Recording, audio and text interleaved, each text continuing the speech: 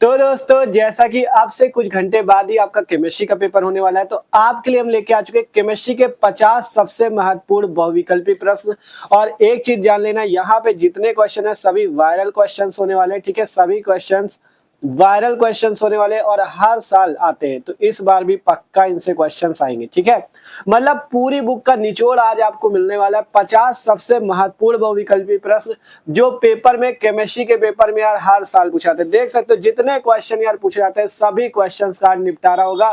बस आपको करना क्या है, केमिस्ट्री का पेपर देने से पहले भैया इनको तैयार कर लेना। ठीक है, बहुत ही मेहनत लगी इन क्वेश्चंस को लिखने में, तो आपको भी इस मेहनत करना है और इन सभी क्वेश्चंस को तैयार कर लेना है, क्योंकि ये क्वेश्चन पेपर में आने की पूरी चांसेज है। एक भी क्वेश्चन को हल्के में न लेना, सभी क्वेश्चन हर साल पूछे जाते हैं, तो इस बार भी पक्का आएंगे। तो चलो बिना टाइम वेस्ट के शुरू करते हैं। और एक चीज जान लो, जो लोग चैनल पे नए हो सब्सक्राइब कर लो, क्योंकि मस्त तरीके से तैयारी चल रही है। आपका जो 8 मार्च का केमिस्ट्री का पेपर, आपसे कुछ घंटे बाद आप मस्त नंबर लेके आओगे इसमें। ठीक है, बस तैयारी करते रहो, सब्सक्राइब कर लो, जितने वीडियो आ रहे हैं आप लोग उससे तैयारी करते रहो। ठीक है, तो चलो शुरू करते हैं 50 सबसे महत्वपूर्ण बहुविकल्पी प्रश्नों को। पहला प्रश्न हमारे पास, शुद्ध जल की मोलरता कितनी होती है? ठीक है, शुद्ध जल की मोलरता कितनी होती है? 4 ऑप्शन है, 55.56, 5.556 या 0.18 या 0.0018। ठीक है, तो देखो याद रखना, ये एक ऐसा क्वेश्चन है जो कि हर साल पूछा था, मोस्ट इंपॉर्टेंट है। पूछा गया शुद्ध जल की मोलरता, तो याद रखना इसकी कितनी होती है? 55.56 मोल प्रति लीटर। ठीक है, ये वाला क्वेश्चन एकदम वायरल क्वेश्चन हर साल आता है, तो ये याद रखना। ठीक है, ये 55.56 मोल प्रति लीटर होता है। फिर निम्नलिखित में से कौन सा अणुसंग गुणधर्म है? ठीक है, 4 ऑप्शन, श्यानता, परसरणता, प्रकाशिक गुणन, पृष्ठ तनाव। तो अणुसंग गुणधर्म के लिए आपको एक चीज याद होना चाहिए, अणुसंग गुणधर्म कौन कौन से होते हैं। जैसे पहला तो परसरण दाब हो गया, परासरण दाब। ठीक है, फिर कौन सा है? फिर क्वथनांग में उन्नयन हो गया, क्वथनांग में उन्नयन आपका है। ठीक है, क्वथनांग वाला। फिर हिमांग में अवनमन, ये आपका एक अणुसंग गुणधर्म, और वाष्प दाब में अपेक्षिक अवनमन। ये 4 आपके अणुसंग गुणधर्म होते हैं। तो याद रखना, कभी भी बहुविकल्पी बने तो याद रखना अणुसंग गुणधर्म 4 होते हैं, परासरण दाब, क्वथनांग में उन्नयन, हिमांग में अवनमन और वाष्प दाब में अपेक्षिक अवनमन। तो यहाँ पे कौन सा ऑप्शन सही है? परासरण दाब दूसरा वाला। ये एक प्रकार का अणुसंग गुणधर्म है जो कि अणुओं की संख्या पे निर्भर करता है। ठीक है, अब इसके बाद तीसरे नंबर क्वेश्चन पे आ जाते हैं। 50 क्वेश्चन है, सभी को हमें देखना है। ठीक है, तो आप देखो तीसरा क्वेश्चन आता है, निम्नलिखित में से किसका परासरण दाब सबसे कम होता है? तो पहला है पोटेशियम क्लोराइड विलयन, दूसरा है यहाँ पे देखो, तीसरा है मैग्नीशियम क्लोराइड विलयन, स्वर्ण विलयन या एल्युमिनियम फास्फेट विलयन। तो देखो इसकी एक ट्रिक याद रखना, अगर कभी भी पूछे किसका परासरण दाब कम या किसका परासरण दाब ज्यादा, तो उसमें एक चीज देख लेना, आयन, जिसमें आयन ज्यादा होते हैं उसका परासरण दाब ज्यादा, जिसमें आयन कम होते हैं उसका परासरण दाब कम। जैसे यहाँ पे पोटेशियम क्लोराइड, सूत्र क्या है? KCl। KCl सूत्र होता है, तो K में K plus ion, Cl minus ion, मतलब एक आयन इसका एक आयन इसका, मतलब 2 आयन है आपके पास, तो इसका परासरण दाब तो ज्यादा होगा। ठीक है, इसी टाइप से मैग्नीशियम क्लोराइड, Mg में भी आयन होगा, क्लोराइड में भी आयन होगा। एल्युमिनियम फास्फेट, एल्युमिनियम में भी Al3 प्लस होता है, फास्फेट भी आपका आयन रखेगा। लेकिन स्वर्ण विलयन एक प्रकार का ऐसा विलयन है जिसमें कोई भी आयन नहीं होता, इस कारण से इसका परासरण दाब सबसे कम होता है, इसलिए दूसरा ऑप्शन सही है। कभी भी इस टाइप का क्वेश्चन बहुत ज्यादा आता है पेपर में, कभी भी आए परासरण दाब कम ज्यादा पूछे तो याद रखना, जिसमें आयन ज्यादा उसका परासरण दाब ज्यादा, जिसमें आयन कम उसका परासरण दाब कम। ठीक है, अगला चौथा क्वेश्चन है, यदि 1000 ग्राम विलायक में 18 ग्राम ग्लूकोज विलेय है तो विलयन कहा जाता है। ठीक है, तो इसको लिए आप निकाल सकते हो। देखो कहा गया यदि 1000 ग्राम विलायक में 18 ग्राम ग्लूकोज विलेय तो उसे विलयन को क्या कहा जाता है? तो देखो 18 ग्राम ग्लूकोज दे रखा है, ग्लूकोज का सूत्र आपको पता होना चाहिए, C6H12O6। अणुभार यहाँ से ग्लूकोज का आप निकाल लो, ग्लूकोज का अणुभार निकालने के लिए कार्बन का 12 होता है, तो 12 गुणे 6 प्लस हाइड्रोजन का 1 होता है, तो 1 गुणे 12 प्लस ऑक्सीजन का 16, तो 16 गुणे 6, यहाँ से निकाल लोगे 180। तब आपको कहा गया 1000 ग्राम विलायक, तो 1000 ग्राम विलायक, यहाँ से पूछ क्या रहा है? मोलरता पूछ रहा है। क्या कहा गया? तो विलयन क्या कहा जाता है? यहाँ पे मोलर है ना, देखो आपको कैसे पता चलेगा मोलरता पूछ रहा है? देखो यहाँ पे मोलर, यहाँ पे मोलर, यहाँ पे मोलर, यहाँ पे मोलर, मतलब मोलरता पूछ रहा है। मोलरता निकाल लो इस सूत्र से, small w upon small m into 1000 बट्टा कैपिटल W। यहाँ से निकालोगे तो आपके पास 0.1 आएगा, मतलब 0.1 मोलर, दूसरा ऑप्शन सही है। ठीक है, तो इस टाइप से आपको दिमाग लगाना है।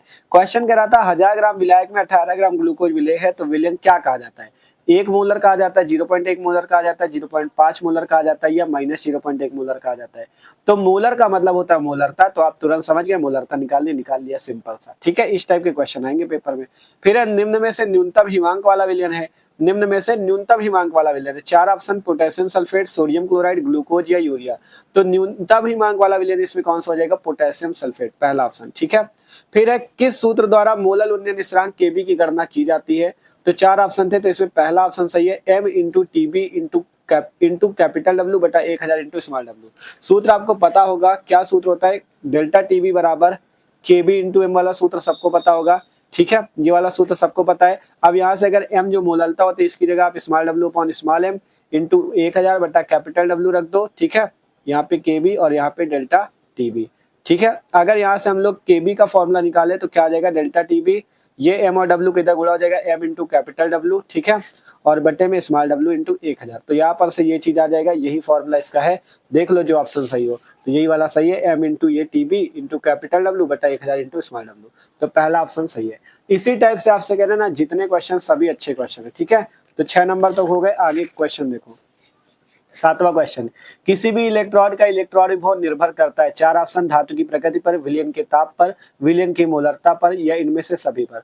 तो याद रखना, किसी भी इलेक्ट्रोड का विभव, जो इलेक्ट्रॉन विभव होता है वो धातु की प्रकृति पर भी निर्भर करता है, विलयन के ताप पर भी निर्भर करता है, विलयन की मोलरता पर भी निर्भर करता है। मतलब चौथा ऑप्शन सही, इनमें से सभी पर। फिर है अच्छे चालकत्व विलयन वाले पदार्थ कौन है? तो वो है प्रबल विद्युत अपघट्य। प्रबल विद्युत अपघट्य एक प्रकार के अच्छे चालकत्व विलयन वाले पदार्थ होते हैं। फिर है विशिष्ट चालकता की इकाई। ये क्वेश्चन में इंपॉर्टेंट है, याद रखना। विशिष्ट चालकता की इकाई होती है सेंटीमीटर इनवर्स ओम इनवर्स। ठीक है, इसमें कौन सा ऑप्शन सही है? ये तीसरा वाला, सेंटीमीटर इनवर्स ओम इनवर्स। ठीक है, तीसरा ऑप्शन सही है। फिर है तनुता बढ़ाने पर विशिष्ट चालकता पे क्या प्रभाव पड़ता है? तो याद रखना, तनुता जब बढ़ाई जाती है तो विशिष्ट चालकता जो होती है आपकी घट जाती है। ठीक है, दूसरा ऑप्शन सही है। फिर है प्रथम कोटि अपक्रिया के लिए वेग स्थिरांक k का समीकरण क्या है? तो आपको पता होना चाहिए, प्रथम कोटि अपक्रिया के लिए समीकरण क्या होता है? k बराबर 2.303 बटा t log बेस में 10 a upon a minus x। ये वाला ऑप्शन सही हो जाएगा। ठीक है, फिर है प्रथम कोटि की अभिक्रिया के लिए वेग स्थिरांक तथा अर्ध आयुकाल में संबंध क्या होता है? इसका सूत्र भी याद रखो, k बराबर 0.6932 बटा t1/2। ठीक है, ये दो सूत्र है प्रथम कोटि के लिए। पहला ये k बराबर 2.303 बटा t log बेस में 10 a upon a minus x, और एक ये वाला k बराबर 0.6932 बटा t1/2। ये अर्धायुकाल t1/2 और k वेग स्थिरांक में संबंध है। ये आपका k वेग स्थिरांक और t समय में संबंध है। ठीक है, तो दोनों सूत्र याद रखना इंपॉर्टेंट है। फिर यहाँ पे निम्न में से कौन सी आभासी एकणुक अभिक्रिया है? 4 ऑप्शन थे, पहली अभिक्रिया ये दी है, दूसरी ये, तीसरी ये, चौथी ये। तो इसमें कौन आभासी एकणुक अभिक्रिया है? तो आप देखो इसको पहचान कैसे सकते हो, इसके लिए क्या याद होना चाहिए? आभासी एकणुक अभिक्रिया क्या होती है, हमने बहुत ही बेहतरीन तरीके से समझाया है। अगर आप लोग आभासी एकणुक अभिक्रिया पढ़ना चाहो तो यूट्यूब पे सर्च कर लेना आभासी एकणुक अभिक्रिया, आगे चैनल का नाम ले लेना, स्टडी करता आपको वीडियो भी मिल जाएगा। अब जैसे वाली अभिक्रिया की बात करें, कैसे आभासी एकणुक है, देखो जैसे CH3 COO C2H5 है, आगे क्या है H2O हो गया, फिर यहाँ पे CH3 COOH प्लस CH3OH। ठीक है, ये चीज आपके पास है। ठीक है, तो याद रखना आभासी एकणुक अभिक्रिया एक ऐसी अभिक्रिया होती है जिसमें अभिकारक अणु जो जैसे ये अभिकारक है, ये अभिकारक अणु तो दो होते हैं, लेकिन उसकी जो आपकी कोटि होती है वो एक ही होती है। ठीक है, उसकी कोटि क्या होती है? एक ही होती है। अगर यहाँ से आप कोटि निकालो तो वेग जो हो जाएगा अनुक्रमानुपाती होगा केवल इसकी घात की, CH3 COO C2H5 की पावर 1 के। ठीक है, इस पे निर्भर ही नहीं करेगा H2O पे, तो इसलिए इसकी कोटि एक आती है और इसकी कोटि एक होती है, लेकिन इसमें अभिकारक अणु दो होते हैं, इसलिए ये आभासी एकणुक अभिक्रिया होती है। ठीक है, तो इसमें आपका कौन सा ऑप्शन सही हो जाएगा? दूसरा। तो 13 नंबर तक के क्वेश्चन हो चुके हैं। आगे के क्वेश्चन को हम लोग देख लेते हैं यहाँ पे। ठीक है, अगला देखो 14 नंबर क्वेश्चन है आपके पास, वेग स्थिरांक ताप बढ़ाने पर क्या करेगा? बढ़ेगा, घटेगा, अपवर्तित रहेगा, या इनमें से कोई नहीं? तो वेग स्थिरांक ताप बढ़ाने पर बढ़ जाएगा। ठीक है, 15 नंबर क्वेश्चन है, प्रथम कोटि की अभिक्रिया के लिए वेग स्थिरांक की इकाई, तो वो होती है सेकंड इनवर्स। याद रखना, हमने बताया था पहले ही कि प्रथम कोटि अभिक्रिया के लिए वेग स्थिरांक की इकाई या मात्रक याद रखो, शून्य कोटि अभिक्रिया के लिए याद रखो, पूछा जाता है। ठीक है, तो प्रथम कोटि अभिक्रिया के लिए वेग स्थिरांक की इकाई क्या है? Second inverse. फिर है शून्य कोटि अभिक्रिया के लिए वेग स्थिरांक का मात्रक, तो शून्य कोटि के लिए क्या होता है? Mole litre inverse second inverse. ठीक है, यहाँ से समझ में आया ना, प्रथम कोटि के लिए सेकंड इनवर्स, शून्य कोटि के लिए mole litre inverse second inverse. दोनों याद रखना, ये क्वेश्चन तो वायरल क्वेश्चन है, पक्का आएगा। ठीक है, याद रखना, प्रथम कोटि अभिक्रिया के लिए वेग स्थिरांक की इकाई सेकंड इनवर्स, शून्य कोटि अभिक्रिया के लिए वेग स्थिरांक की इकाई mole litre inverse second inverse. ठीक है, फिर है निम्न तत्वों में लैंथेनाइट तत्व कौन सा है? तो इसमें सीरियम आपको पता है, यहाँ पे Ra है, Ce है, Ac है या Zr है, तो आपको पता है सीरियम एक प्रकार का लैंथेनाइट श्रेणी का तत्व है। ठीक है, फिर 18 नंबर है रंगीन आयनों का निर्माण संभव होता है जब यौगिक में विद्यमान होते हैं अयुग्मित इलेक्ट्रॉन। ठीक है, रंगीन आयन तब बनते हैं जब उसमें अयुग्मित इलेक्ट्रॉन होते हैं, और अयुग्मित इलेक्ट्रॉन जब होते हैं तो देखो जब किसी आयन में अगर अयुग्मित इलेक्ट्रॉन है तो वो अनुचुंबकीय कहलाएगा और उसमें रंगीन आयन उपस्थित होंगे। ठीक है, तो ये याद रखना। फिर है निम्न संक्रमण तत्वों में 4D श्रेणी का तत्व कौन सा है, तो वो है आपका 47 बोरान। ठीक है, ये एक प्रकार का क्या है, 4D श्रेणी का तत्व है। ठीक है, एक चीज याद रखना आप लोग, यहाँ पे आपको एक चीज और बता दे रहे हैं कि केमिस्ट्री की तैयारी हमने बहुत ही बेहतरीन तरीके से सारे टॉपिक पढ़ा रखे, चाहे इंपॉर्टेंट रिएक्शन हो, इंपॉर्टेंट न्यूमेरिकल्स हो, सब कुछ करा रखा है। डिस्क्रिप्शन में प्लेलिस्ट चेक कर लेना, केमिस्ट्री की मिल जाएगी, वहां से तैयारी भी जाके कर सकते हो। ठीक है, फिर निम्न में से अनुचुंबकीय आयन है, अनुचुंबकीय आयन है 4 ऑप्शन थे, Zn2+, Na2+, Cu+, Ag+। ये कैसे चेक कर सकते हो, देखो इसका सॉल्यूशन हमने यहाँ पे किया है। जैसे आपका निकिल आपका अनुचुंबकीय आयन है, यहाँ पे आपको देखो आपको जब इस टाइप का क्वेश्चन मिलेगा ना, अनुचुंबकी या प्रतिचुंबकी, ठीक है, ये सब मिलेंगे ना, तो इसमें निकाल के चेक करना पड़ेगा। जैसे Na2+ को चेक करना है तो सबसे पहले निकिल Na का परमाणु क्रमांक पता होना चाहिए, कितना होता है 28, इसका इलेक्ट्रॉनिक विन्यास इस तरह से निकाल लो। फिर Na2+ की बात है तो Na2+ के लिए आपको करना क्या है, जब 2+ लगाए, 2+ का ये मतलब है कि इससे 2 इलेक्ट्रॉन बाहर निकाल दें। तो 2 इलेक्ट्रॉन कहां से निकल जाएंगे, सबसे बाहरी कक्षा, जो कि 4s आपकी बाहरी कक्षा होगी। तो यहाँ से जब 2 इलेक्ट्रॉन निकलेंगे तो 4s 0 बचेगा। अब इसका विन्यास देख लेते हैं, 3D पे कितने 8 इलेक्ट्रॉन है, तो D पे आपको पता है 5 कक्षक होते हैं, 1 2 3 4 5 कक्षक, 8 इलेक्ट्रॉन भरने, 8 इलेक्ट्रॉन भरो। अब इसमें चेक करो क्या अयुग्मित इलेक्ट्रॉन है, तो यहाँ पे आपने देखा 2 इलेक्ट्रॉन अकेले हैं, तो जितने अकेले इलेक्ट्रॉन वे अयुग्मित इलेक्ट्रॉन कहलाते हैं। तो 2 इलेक्ट्रॉन अकेले अर्थात 2 इलेक्ट्रॉन अयुग्मित, इस कारण से Na2+ में अयुग्मित इलेक्ट्रॉन है, इसलिए ये अनुचुंबकीय है। तो इस टाइप से Na2+ अनुचुंबकीय है। अगर अनुचुंबकीय आयन पढ़ना चाहो अच्छे से तो हम कह रहे हैं ना, आप YouTube पे सर्च कर लेना अयुग्मित इलेक्ट्रॉन कैसे निकाले, स्टडी का अड्डा, आपको वीडियो मिलेगा, मस्त तरीके से सीख लेना, क्योंकि एक ऐसा टॉपिक है जो हर साल पूछा जाता है। ठीक है, तो 20 नंबर तक क्वेश्चन हो चुके हैं। आगे के क्वेश्चन की ओर बढ़ते हैं। 21वां क्वेश्चन है CONH3 का होल 6 ClCl2 में CO की ऑक्सीकरण अवस्था क्या है। ठीक है, तो ऑक्सीकरण अवस्था निकालने के लिए जैसे CO की निकाल दी है तो इसे X के बराबर मान लो, इसे किसके बराबर मान लो, X के बराबर। इसे X मान लिया। NH3 एक प्रकार का उदासीन लिगेंड है तो इसकी 0 होती, तो 0 × 6 प्लस Cl की -1 प्लस Cl यहाँ पे भी है तो -1, एक Cl की 2 है तो -1 × 2 बराबर 0। यहाँ से निकालोगे X बराबर +3, अतः CO की ऑक्सीकरण अवस्था +3 होती है। ठीक है, हमने ऑक्सीकरण अवस्था भी बहुत अच्छे से ट्रिक से समझाया हुआ है। ठीक है, अगला क्वेश्चन है 22 नंबर, निम्नलिखित में से कौन सा आयन उपसहसंयोजन यौगिक नहीं बनाता है। इनमें से कौन सा ऐसा आयन जो उपसहसंयोजन यौगिक नहीं बनाता, तो देखो आपको याद रखना है उपसहसंयोजन वही यौगिक बनाते हैं जो कि कौन से D ब्लॉक के तत्व वाले होते हैं, जो कि संक्रमण तत्व होते हैं, वही उपसहसंयोजन यौगिक बना सकते हैं। सोडियम आपका क्या संक्रमण तत्व है, नहीं है, तो ये नहीं बनाएगा। क्रोमियम आपका संक्रमण तत्व है, कोबाल्ट आपका संक्रमण तत्व है, यहाँ पे Cr3+ ये भी संक्रमण तत्व है, तो ये सभी तो बना लेंगे, लेकिन सोडियम आपका संक्रमण तत्व नहीं है, इस कारण से उपसहसंयोजन यौगिक नहीं बनाएगा।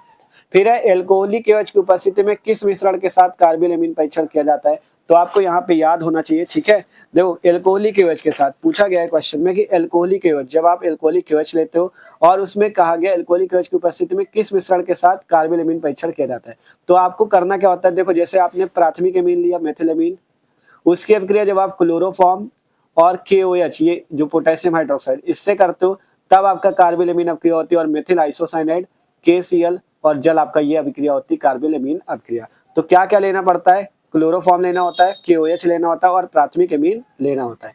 तो यहाँ पे 4 ऑप्शन थे, तो यहाँ पे कहा गया त्रिहाइलोजनीकृत मेथेन और एक प्राथमिक एमीन। ये जो क्लोरोफॉर्म है ये एक प्रकार का त्रिहाइलोजनीकृत, त्रि का मतलब 3 हाइलोजन इसमें लगे, 3 क्लोरीन लगे, इसलिए त्रिहाइलोजनीकृत बोला गया। यहाँ से लिखा रहा त्रिहाइलोजनीकृत मतलब 3 हाइलोजन लगे होते हैं, 3 क्लोरीन लगे होते हैं, इस कारण से त्रिहाइलोजनीकृत लिखा गया। त्रिहाइलोजनीकृत मेथेन और एक प्राथमिक एमीन, तो यहाँ पे दूसरा ऑप्शन सही है। फिर है हैलोफॉर्म किसके ट्राई हाइलोजन में उत्पन्न होते हैं, तो मेथेन के। ठीक है, ये जो क्लोरोफॉर्म है ना ये मेथेन होता है सूत्र CH4, इससे ही बनता है हैलोफॉर्म। जैसे क्लोरोफॉर्म बन गया, ब्रोमोफॉर्म बन गया, आयोडोफॉर्म बन गया। ठीक है, ये सभी क्या होते हैं, एक प्रकार के हैलोफॉर्म होते हैं जो कि मेथेन से प्राप्त होते हैं। ठीक है, तो यहाँ पे कौन सा ऑप्शन सही हो जाएगा, पहला ऑप्शन मेथेन। फिर है क्लोरोफॉर्म, 25वां क्वेश्चन, क्लोरोफॉर्म प्रकाश की उपस्थिति में वायु द्वारा धीरे धीरे ऑक्सीकृत होकर क्या बनाता है, फास्जीन गैस। याद रखना रिएक्शन भी इंपॉर्टेंट है।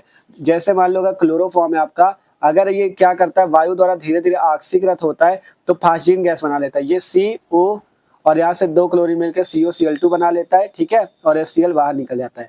ये जो COCl2 बना इसी का नाम है फास्जिन गैस। तो क्लोरोफॉर्म वायु की उपस्थिति में ऑक्सीकृत हो जाता है और फास्जिन COCl2 बना लेता है, ठीक है।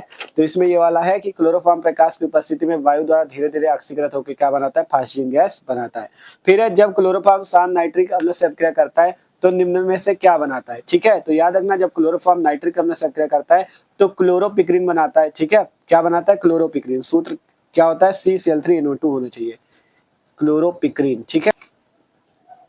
ठीक है, तो यहाँ पे ये वाला ऑप्शन तो सही नहीं होगा। देखो इसमें शायद हमको लगता है ऑप्शंस थोड़ा सा गलत छप गए। देखो इसमें याद रखना जब क्लोरोफॉर्म CHCl3 होता है, ये नाइट्रिक अम्ल HNO3 से अभिक्रिया करता है ना, तो जानते हो बनाता क्या है, यहाँ से देखना ये C ये Cl3 CCl3 और यहाँ से एक N और यहाँ से 2 ऑक्सीजन मिला के CCl3NO2 बनाता है। ये H और एक ऑक्सीजन मिलके H2O बनता है। यहाँ से बनता क्या है, CCl3NO2। तो इसमें कोई भी ऑप्शन ऐसा नहीं है CCl3NO2 वाला, ये वाला है CCl3NO2, ये वाला ऑप्शन सही होगा, ना कि ये वाला, ठीक है। तो दूसरा ऑप्शन इसमें सही है CCl3NO2, CCl3NO2, ठीक है। तो दूसरा ऑप्शन सही है, ये वाला नहीं सही है, ठीक है। तो याद रखना जब क्लोरोफॉर्म नाइट्रिक अम्ल से अभिक्रिया करता है तो क्लोरोपिक्रीन बनाता है और H2O बाहर निकलता है।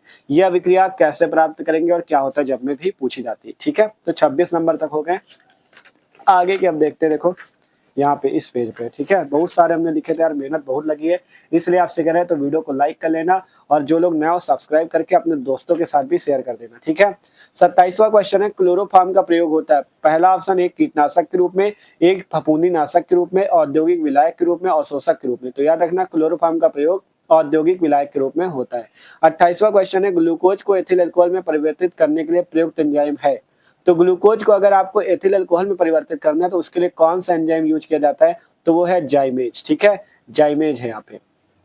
फिर है 29 क्वेश्चन, 29वां शांत H2SO4 की उपस्थिति में फिनॉल को थाइलिक एनहाइड्राइड के साथ गर्म करने पे क्या बनता है, फिनॉल थैलिन बनता है।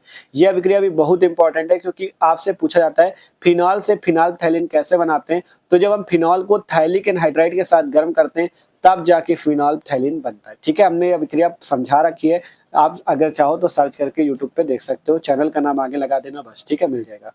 फिर है 30वां क्वेश्चन ल्यूकाज अभिकर्मक कौन सा है। इसमें से ल्यूकाज अभिकर्मक क्या है, पहला ऑप्शन सान HCl प्लस निर्जल ZnCl2, PD मतलब पैलेडियम और बेरियम सल्फेट, तनु HCl प्लस निर्जल ZnCl2, या इनमें से कोई नहीं। तो याद रखना सान HCl प्लस निर्जल ZnCl2 आपका कौन सा अभिकर्मक है, ल्यूकाज अभिकर्मक, ठीक है। फिर है ल्यूकाज अभिकर्मक का प्रयोग निम्नलिखित एल्कोहल मतलब मोनोहाइड्रिक एल्कोहल के विभेद में किया जाता है। कौन से, मतलब कहा गया ल्यूकाज अभिकर्मक का प्रयोग मोनोहाइड्रिक एल्कोहल के विभेद में किया जाता है। कौन से वाले के, प्राथमिक एल्कोहल के कि द्वितीयक एल्कोहल के या तृतीयक एल्कोहल के। तो याद रखना ल्यूकाज अभिकर्मक जो सान HCl प्लस निर्जल ZnCl2 होता है, इसका उपयोग प्राथमिक, द्वितीयक तथा तृतीयक सभी एल्कोहलों की पहचान के लिए किया जाता है, इसलिए कहा गया इनमें से सभी, ठीक है। चौथा ऑप्शन सही है। फिर 32वां क्वेश्चन आता है फिनॉल को नाइट्रिक अम्ल के साथ गर्म करने पे क्या बनता है। तो याद रखना पिक्रिक अम्ल। यह अभिक्रिया भी बहुत इंपॉर्टेंट आप समझना, ठीक है। फिनॉल की नाइट्रिक अम्ल से अभिक्रिया करने पे पिक्रिक अम्ल बनता है। यह अभिक्रिया कैसे प्राप्त करेंगे में भी पूछी जाती है, क्या होता है जब में भी पूछी जाती है, ठीक है। फिर निम्न में से कौन सा यौगिक कैनिजारो अभिक्रिया नहीं देता है, ठीक है। और एक चीज जान लो, आपको बता दें यहीं पे आपका अगला जो वीडियो आएगा अभी आपका थोड़ी देर बाद अपलोड कर देंगे, जिसमें हम क्या बताएंगे आपको सभी महत्वपूर्ण अभिक्रिया, चाहे कैसे प्राप्त करेंगे, क्या होता है जब, या नेमिंग रिएक्शन, जितनी अभिक्रियाएं सभी करा देंगे, टेंशन न लेना। बस चैनल को इसीलिए कह रहे हैं सब्सक्राइब कर लो, जिससे कोई वीडियो हम डालेंगे तो आपके पास वीडियो की नोटिफिकेशन आ जाएगी, ठीक है। और आपको इसी वीडियो की डिस्क्रिप्शन में व्हाट्सएप ग्रुप मिल जाएगा, उससे अगर ज्वाइन हो जाओगे तो आपको वीडियो हम उसमें डाल देते, जैसे कोई वीडियो डालेंगे उसमें भेज देते तो आपको पता चल जाएगा, ठीक है। तो उसको भी फॉलो कर लो। 33वां क्वेश्चन है निम्न में से कौन सा यौगिक कैनिजारो अभिक्रिया नहीं देता। तो देखो फॉर्मेल्डिहाइड भी कैनिजारो अभिक्रिया देता है, आपका क्लोरल CCl3CHO ये भी आपका देता है, CH3 का होल थ्राइस CHO ये भी देता है, लेकिन CH3CH2CHO जो है ये आपका कैनिजारो अभिक्रिया नहीं देता। तो इसमें दूसरा ऑप्शन सही है, ठीक है। 33 नंबर तक क्वेश्चन हो गए। आगे के देखो 34वां क्वेश्चन है ये फार्मेलिन जेली विलयन होता है, ये भी बहुत इंपॉर्टेंट है यार, फार्मेलिन जेली विलयन होता है। याद रखना फॉर्मेल्डिहाइड के जेली विलयन को हम लोग फॉर्मेलिन बोलते हैं, फॉर्मेल्डिहाइड के जेली विलयन को हम लोग फॉर्मेलिन बोलते हैं। 35वां क्वेश्चन है रोजेनमुंड अपचयन द्वारा प्राप्त होता है। तो याद रखना रोजेनमुंड अपचयन द्वारा क्या प्राप्त होता है, एल्डिहाइड प्राप्त होता है। इसमें हम लोग एसिटिल क्लोराइड की अभिक्रिया जब अपचयन करते हैं, ठीक है, जैसे मान लो CH3COCl है, ये वाली अभिक्रिया होती है। देखो अगर आपको ना याद हो तो समझ लो, जब एसिटिल क्लोराइड CH3COCl होता है उसका अपचयन 2 हाइड्रोजन द्वारा होता है। यहाँ पे पैलेडियम, बेरियम सल्फेट, उबलती जाइलिन होती है, तब CH3CO और बीच में हाइड्रोजन लग के CH3CHO बन जाता है, जिसका नाम होता है एस्टल्डिहाइड, मतलब एक प्रकार का एल्डिहाइड। तो रोजेंड-मुंडा अपचयन द्वारा क्या प्राप्त होता है? एल्डिहाइड प्राप्त होता है। ठीक है, हमने सारे टॉपिक पढ़ा रखे हैं। ठीक है, सभी चीज पढ़ा रखा है, जिसने पढ़ा उसको तो आता है तुरंत। ठीक है, फिर 36वां क्वेश्चन है, निम्न में कौन फेलिंग विलयन को अपचयित नहीं कर सकता? तो वो है एसिटिक अम्ल, ये फेलिंग विलयन को अपचयित नहीं कर सकता। फार्मिक अम्ल, फॉर्मेल्डिहाइड, एस्टल्डिहाइड, ये सभी अपचयित कर सकते हैं। फिर 37वां क्वेश्चन है, नाइट्रोबेंजीन को क्या कहते हैं? तो याद रखना, मिर्वेन का तेल भी बोला जाता है। नाइट्रोबेंजीन को मिर्वेन का तेल भी बोला जाता है। ठीक है, फिर है अमीनो का जलीय विलयन क्या होता है? उभयधर्मी होता है। ठीक है, अमीनो का जो जलीय विलयन होता है वो क्या होता है? उभयधर्मी होता है। फिर 39वां क्वेश्चन है, RNH2 plus CH3 plus KOH एल्कोहली की अपक्रिया क्या कहलाती है? अभी बताया था, कार्बिलमिन अपक्रिया कहलाती है। देख सकते हो आप, RNH2, R का मतलब यही आपका जैसे CH3 लगाया, प्राथमिक अमीन RNH2, क्लोरोफॉर्म, और KOH की अपक्रिया क्या कहलाती? कार्बिलमिन अपक्रिया कहलाती। ठीक है, तो सिंपल से ये भी हो गया। फिर है एमाइडो से एमीन बनाने में प्रयुक्त अभिकर्मक कौन सा है? Br2 और KOH। ठीक है, ये कौन सी अपक्रिया होती है? ये होती है हाफमान ब्रोमेमाइड अपक्रिया। इसमें करते क्या? एमाइड की Br2 और KOH से अपक्रिया करते हैं, तब क्या बन जाता है? एमीन बन जाता है, और इस अपक्रिया को हाफमान ब्रोमेमाइड अपक्रिया बोलते हैं। पहला ऑप्शन सही है। फिर है कार्बिलमिन अपक्रिया से क्या बनता है? तो आपको अभी बताया, कार्बिलमिन अपक्रिया से क्या बनता है? मेथिल आइसोसाइनाइड, जैसे यहाँ पे बना था CH3NC, तो बनता क्या है? आइसोसाइनाइड। तो यहाँ पे कौन सा ऑप्शन सही है? दूसरा, आइसोसाइनाइड। ठीक है, तो ये क्वेश्चन में हो गया कितने नंबर तक? 41 नंबर तक। आगे के क्वेश्चन देख लो जल्दी जल्दी। ठीक है, मतलब सारे टॉपिक करा देंगे, टेंशन न लो, बस आप लोग सब्सक्राइब करके रखो। हाँ, सारे वीडियो देखना। ठीक है, 42वां क्वेश्चन है, सबसे मीठी शर्करा कौन सी है? तो याद रखना, सुक्रोज जो होती है सबसे मीठी शर्करा होती है। 43 नंबर क्वेश्चन है, शरीर में आरक्षित ग्लूकोज के रूप में कार्य करने वाला कार्बोहाइड्रेट कौन सा है? ग्लाइकोजन है आपका। फिर है 44वां क्वेश्चन, इनुलिन के जल अपघटन से क्या प्राप्त होता है? फ्रक्टोज प्राप्त होता है। ठीक है, याद रखना, जब इनुलिन का जल अपघटन किया जाता है तो क्या प्राप्त होता है? ग्लूकोज, फ्रक्टोज, ग्लूकोज तथा फ्रक्टोज या लैक्टोज, फ्रक्टोज। ठीक है, फ्रक्टोज सही है। फिर है एस्कॉर्बिक अम्ल, याद रखना, एस्कॉर्बिक अम्ल विटामिन सी का नाम है। ठीक है, विटामिन सी के रासायनिक नाम को एस्कॉर्बिक अम्ल बोलते हैं। और याद रखना, विटामिन सी की कमी से होने वाला रोग भी आपका पूछ लिया जाता है, स्कर्वी रोग होता है। ठीक है, सभी विटामिन के रासायनिक नाम याद रखो और उनके कमी से होने वाले रोग याद रखो, क्योंकि पूछे जाते हैं। ठीक है, फिर है कैल्सीफेरॉल, क्या कहलाता है? कैल्सीफेरॉल जो है विटामिन डी का रासायनिक नाम है। ठीक है, विटामिन सी का नाम है आपका एस्कॉर्बिक अम्ल और विटामिन डी का नाम है कैल्सीफेरॉल। ठीक है, 47वां क्वेश्चन है, यौगिकों का युग्म जिसमें दोनों यौगिक टाले अपकर्मक के साथ धनात्मक परीक्षण देते हैं, उसे बोलते हैं ग्लूकोज तथा फ्रक्टोज। ये जो होते हैं, ये आपका टाले नविकर्मक के साथ क्या देते हैं? धनात्मक परीक्षण देते हैं। ठीक है, फिर है डीएनए में कौन सा क्षारक नहीं होता? तो डीएनए में देखो, थायमिन भी होता है, साइटोसिन भी होता है, एडेनिन भी होता है, लेकिन यूरेसिल नहीं होता, क्योंकि यूरेसिल आरएनए में होता है। ठीक है, 48 तक हो गए। फिर देखो 49वां क्वेश्चन, आरएनए में उपस्थित क्षारक है, तो आरएनए में उपस्थित क्षारक होते हैं एडेनिन, गुआनिन और आपका साइटोसिन और यूरेसिल। ठीक है, 50वां क्वेश्चन है, वह कार्बोहाइड्रेट जो मनुष्य के पाचन तंत्र में नहीं पचता उसे सेलुलोज बोलते हैं।